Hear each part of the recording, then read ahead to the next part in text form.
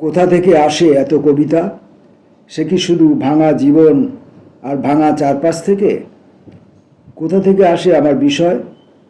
মেঘের মতো কে আমার মাথায় ভাসিয়ে দেয় কবিতার লাইনের পর লাইন? কে বলে দেয় এই রকমভাবে লেখো, ওই রকমভাবে লেখো? আরে সে তো আমি, যে আমির দেখা পাই না খুব একটা, যে আমির সম্পর্কে তেমন কিছু জানিও না, যে আমি সারা রাত সারা বছর আমারই সঙ্গে সঙ্গে থাকে, আমারই সঙ্গে সঙ্গে ঘোরে, ঘুমোয়। সেই তো এসে হাজির হয় আমার কবিতা লেখার সময়। সেই তো বলে, আর ঘুমায় না, দেখো চক্ষু মেলি। কবিতা কি স্তব্ধতার ভাষা? কবিতা কি জানার মাঝে অজানাকে সন্ধান? জীবন আর মৃত্যুর আলো ছায়াময় খেলা? কবিতা কি, আচ্ছা আমি বলছি, আলোয় ভর্তি একটা পাহাড়, যে আলো শুধুই হাজার মোমবাতির। মোমবাতিগুলো সব জ্বলছে আর পাহাড়টা আস্তে আস্তে ডানা ভাসিয়ে শূন্যে উঠছে আর ভেসে যাচ্ছে। কবিতা আমার কাছে ঠিক এইরকম, আলোয় সাজানো একটা পাহাড়ের ভেসে যাওয়ার মতো। কবিতা সম্পর্কে এর থেকে বেশি কিছু আমি এখনও জানি না, শুধু এই একটা ছবি দেখতে পাই।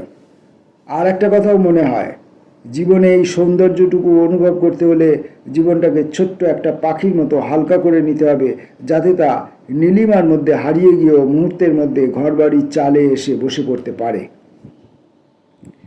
কবিতা মহাকাশের মতোই রহস্যময়।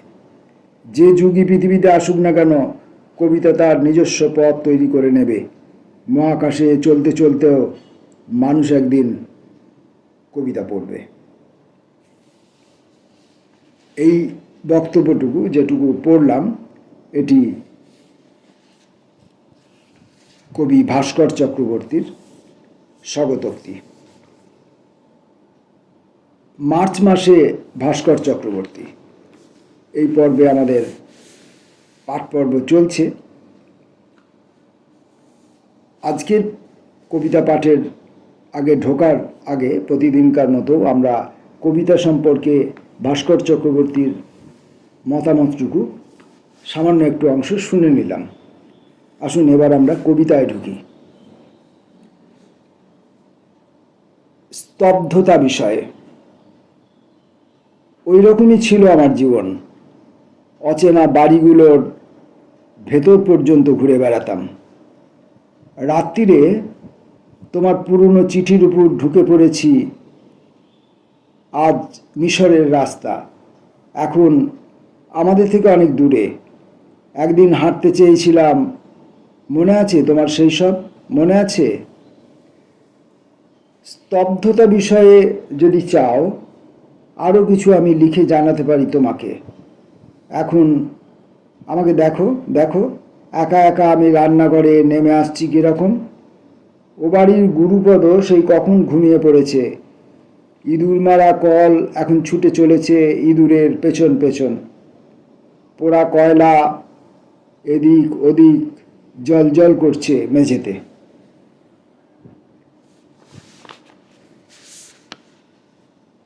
পরের কবিতা, পুরনো কাগজের মালা। হাতে পুরনো কাগজের মালা, তুমি জানো শুধু অপেক্ষা করতে হয় কিভাবে। সবুজ পানা পুকুর পেরিয়ে ছোট্ট তোমাদের বাড়ি। তোমাদের পুকুরে কাঠের নৌকো ভাসে না কোনো দিন। তোমাদের গলিতে লাফাতে লাফাতে ঢোকে না সাহেব, আর মেম সাহেব হেসে ওঠে না সহসা। শুধু দুপুর হলে চলে যায় ট্রেন, শুধু বিকেল হলে স্কুল থেকে ফিরে আসে ছেলেরা, আর কমলা লেবুর খোসা জমে ওঠে রাস্তার ওপর। তোমার ছাপানো শাড়ি হঠাৎ আমি অদৃশ্য হয়ে যেতে দেখি তোমাদের বারান্দা থেকে। তোমার পুরনো চিঠি হঠাৎ আমি খুঁজে পাই আমার বাক্সের ভেতর। সত্যি 1 নম্বরের হাবাটে আমি। আমার দিনগুলো আমি কাটিয়েছি যথার্থ একটা উল্লুকের মতো। মনে পড়ে তোমার শুকনো বিক্ষিপ্ত মুখ, মনে পড়ে তোমাদের পারিবারিক শান্ত অ্যালবাম। অসুখ থেকে উঠে তুমি সেবার বেড়াতে গেলে না কোথাও। তোমার সুটকেস পড়ে রইল তোমার খাটের নিচে, তোমার টেবিলে এলোমেলো পড়ে রইল তোমার ইতিহাসের বই। আমার ভুলগুলো আজ পরিষ্কারভাবে বুঝতে পারি আমি। সন্ধেবেলা হাঁটতে হাঁটতে ওই বাড়ি ফিরে চলেছে মানুষ। শুকনো গাছটায় দেখি আবার যাতায়াত শুরু করেছে পাখিরা। শোনো, সমস্ত কিছুই নষ্ট হয়নি, সমস্ত কিছুই শেষ হয়ে যায়নি আমাদের। বৃষ্টির মধ্যে আবার আমার কাগজপত্র টেনে আনবো আমি। আবার আমরা বসে বসে মজার গদ্য পড়ব আমাদের বারান্দায়। আমার অসুখের কথা হয়তো সকলেই জেনে ফেলবে সেদিন। আর আমাদের ম্যাট্রিক ফেল মেজদি বাংলাদেশ থেকে অনেক দূরে থাকার জন্য প্রতিদিনই হয়তো দুঃখ করবে, প্রতিদিনই হয়তো কাঁদবে খুব। শীত গ্রীষ্মে সকলের জন্যই ঝলমলে পোস্টকার্ড পাঠিয়ে দেব আমরা। সকলের জন্যই শুভেচ্ছা আর গভীর ভালোবাসা আমাদের। হই হই করে হঠাৎ আমরা ঘুরে আসব একদিন বর্ধমান।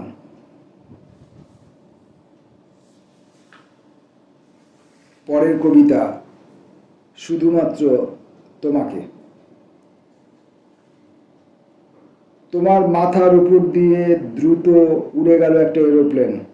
দূরে দাঁড়িয়ে দাঁড়িয়ে আমি দেখি কি বিশাল ছায়া পড়ল তোমার শরীরে। আর পাখিরা এই 1971-এও ভয় পেল খুব। সত্যি, পাখির বিষয়ে আমরা কত কম জানি। গাছেদের বিষয়েও আমরা বিশেষ কিছুই জানি না। এক একটা গাছের সঙ্গে সারা জীবন থেকে যেতে ইচ্ছে করে। 1000 পাখির মধ্যিখানে বসে থাকতে ইচ্ছে করে দুপুরবেলা। সত্যি, দুপুরবেলা আরও কত কি ইচ্ছে করে। হলুদ শাড়ি পরে যখন তুমি দাঁড়িয়ে থাকো বারান্দায়।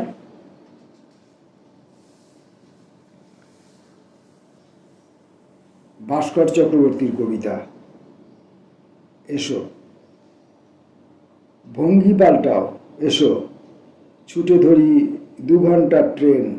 বিকেলবেলার এই পৃথিবী বুকের কাছে এসে কিছু থেমে আছে।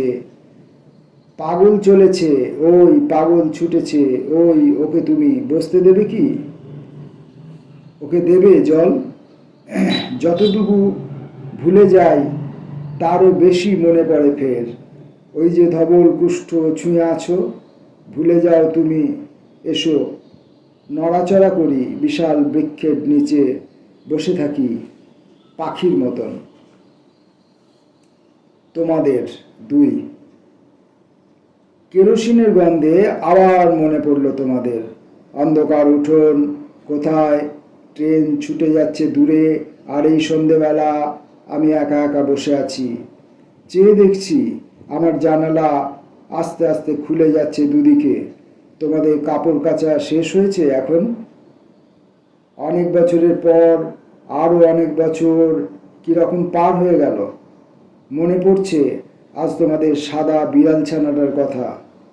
মনে পড়ছে তোমাদের হাসি, চোখের জল। তোমাদের মার্চ মাসে ভাস্কর, এই পর্বে ভাস্কর চক্রবর্তীর কবিতা পড়ছি আমরা। বর্তমান কবিতার নাম স্টেশন। তোমার রোগা মুখের উপর সন্ধেবেলা ফুটে উঠল এক দীর্ঘ রেখা। তুমি বন্ধুর থেকে চেয়ে আনলে বই, ফিরিয়ে দিলে আবার। তুমি এক দৃষ্টি চেয়ে রইলে খোঁড়া মেয়েটার দিকে।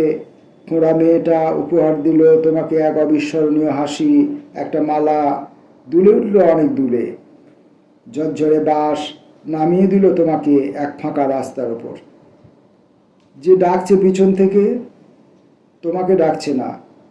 চলো, টিকিট কেনো। আজকের মতো শেষ কবিতা, প্রীতি উপহার।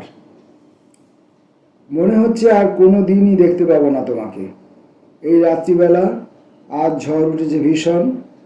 আমার সমস্ত শরীর ও আত্মা আজ দুপুর পর্যন্ত আয়ত্তে ছিল আমার। আজ দুপুরেও দেখেছি গাছের ছায়া মাটির ওপর সুন্দর দোল খাচ্ছে হাওয়ায়, সরু পাঁচিলের পাশ দিয়ে। আড়ম্বরহীন ট্রেন দৌড়ে যাচ্ছে অন্ধকার দোকান থেকে। এইমাত্র আমি ফিরে এলাম। অন্ধকার দোকান থেকে ফিরে এসে পৃথিবীর জন্য চমৎকার দুঃখের এক কবিতা আজ লিখে রাখছি আমি। আমি মোজা খোলার বদলে এখন উপুর হয়ে শুয়ে রয়েছি বিছানায় দূরে। শুকনো পাতা একে একে ঝরে পড়ছে। আমি স্পষ্ট শব্দ শুনতে পাচ্ছি তার। আমি স্পষ্ট দেখতে পাচ্ছি তোমার মুখ, তোমার গলা। আমি স্পষ্ট বুঝতে পারছি আমার সমস্ত কিছু শব্দহীন আজ ঝরে পড়ছে একে একে। ওই একা তুমি বসে রয়েছো জানালায়। তোমার বন্ধু আজ তোমাকে ফেলে থিয়েটার দেখতে চলে গেছে। কলেজের খেলাধুলা থেকে তুমি বরাবরই দূরে সরে গিয়েছিলে। এইরকম ধর্মসভা, শোকসভা থেকে তুমি এরকমই আরও দূরে সরে গিয়েছিলে তোমার ওই ব্যক্তিগত জানালায়। তোমার জন্য পাথরের একটা হাতি কিনতে চেয়েছিলাম আমি। তোমার জন্যে কিছুই কেনা হয়নি আমার। আমি ভোরবেলা ছুটে গিয়েছি বন্ধুর বাড়িতে। সাদা জামা প্যান্ট কত প্রিয় ছিল আমার, কত প্রিয় ছিল তোমাদের কুয়াশা ঢাকা বাগান বাড়ি আর নিথর বারান্দা। বৃষ্টির জল যেখান থেকে সশব্দে গড়িয়ে পড়তো নিচে, যেখানে একসময় চুপচাপ বসে থাকতাম আমরা বিকেলবেলা। পৃথিবীর সমস্ত পুকুর পাড়ের সরু রাস্তার পাশে একটা লম্বা গাছ অকারণে দাঁড়িয়ে থাকে তোমার পাশে। আমি দাঁড়িয়ে থাকতে চেয়েছি সেই রকম। দুপুর 12টায় আমি বাসন পড়ে যাওয়ার শব্দ শুনতে পেয়েছি মেঝেতে। কলা পাতায় রোদ্দুর দেখে আমি দৌড়ে বাইরে বেরিয়ে গিয়েছিলাম একদিন। আমি কোনোদিন কোথাও যাইনি, কোথাও যাওয়া হয়নি আমার। এক আধবুড়ো ডাক্তার এসে আমার চামড়া পরীক্ষা করে গেছে গতকাল। আজ সমস্ত দিন আমার হারিয়ে যাওয়া দিনগুলোর কথাই শুধু ভেবেছি আমি জিভ দিয়ে ছুঁয়ে দেখেছি মৃত্যু, ছুঁয়ে দেখেছি জীবন। এবার গ্রীষ্মে আমার অসুখ আরও ভয়ঙ্কর ছড়িয়ে পড়বে মনে হচ্ছে। এবার গ্রীষ্মে এক নতুন হাত পাখা আমি উপহার দেব তোমাকে। মার্চ মাসে ভাস্কর। এই পর্বে আজকের ভাস্কর চক্রবর্তীর কবিতা পাঠ শেষ করলাম। নমস্কার।